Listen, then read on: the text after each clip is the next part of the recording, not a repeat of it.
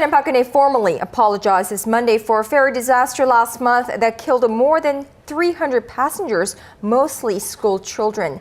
She said she would be breaking up the Coast Guard because it had failed in its rescue mission. The president also unveiled a list of measures to overhaul the nation's safety system.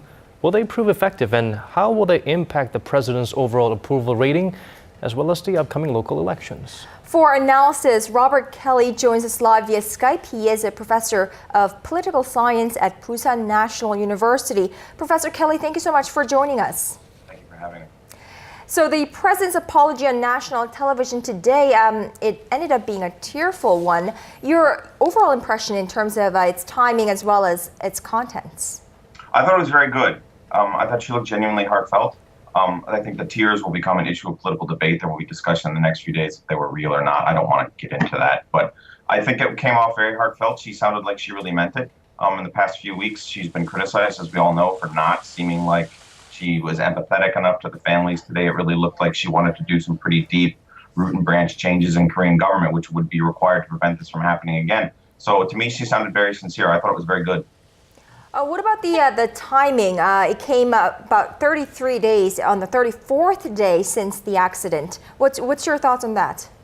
Yeah, I think it's because in the first couple of weeks, she just didn't know very much what to do. I think this is really the first major domestic crisis that she's had. She had the spring war crisis last year with the North, but this is the first big sort of disaster domestically. And to be perfectly honest, I'm not sure if she was ready for it. I think for the first couple of weeks, like many people, she just didn't know quite what to say. But of course, she's the president, so she has to say something.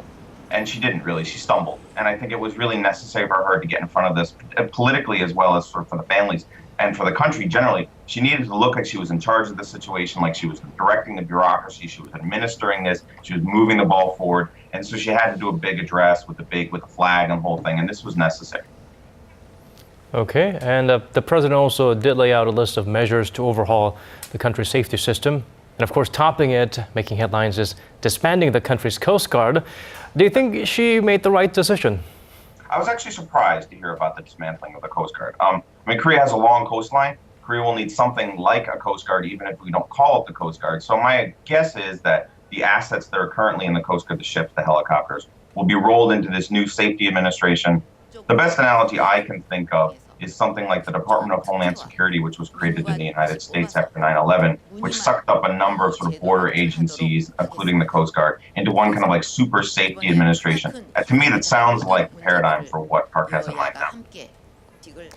All right. The president also had proposals to end the corrupt ties between regulators and the private sector, basically a bureaucratic personalism, if you will. She also said together with her campaign to root out corruption, her policies will focus on economic reforms and ending irregularities. Now, in your view, did she get her priorities right in her pursuit to transform this country? Yeah, I do. Again, that's one of the reasons why I like the speech. I'm a political scientist, so for me, I heard the political issues that she discussed. And I think, and sort of my own opinion, Korea has a corruption issue. Transparency International, the NGO that ranks corruption in countries, ranks Korea 46 out of 177. This is a little high. Actually, it's too high for Korea. And it's important that she came around to this. I noticed today she said bureaucratic mafia, she said corruption, she said collusion. That takes a lot of guts for a Korean head of state to say that. And she said those things multiple times.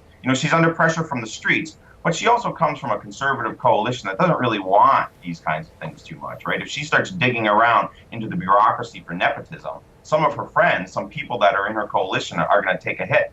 And so I thought it was gutsy. That's why I like the speech. And she put her finger on, I think, what needs to change. More rule of law, definitely. So the pebble has been cast, and we'll be seeing a lot of ripple effects from here. What will be the political impact from today's presidential address, Robert, particularly on the upcoming June 4th local elections? What should she focus on in her planned cabinet reshuffle? It will help stem the damage, but I have the feeling that this is going to strongly benefit the left, liberal parties in Korea. The left's criticism of Park Geun-hye for a long time has been that she is president because of her father, because of pain, and that she's not actually qualified. She doesn't really belong in the office. She sort of got in there because of who she is.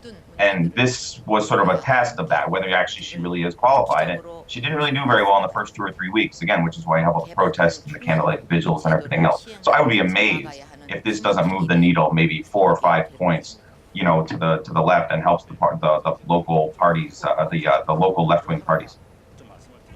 All right, Robert E. Kelly, professor of political science at Busan National University. Thank you so much for speaking with us this evening. Thank you for having me.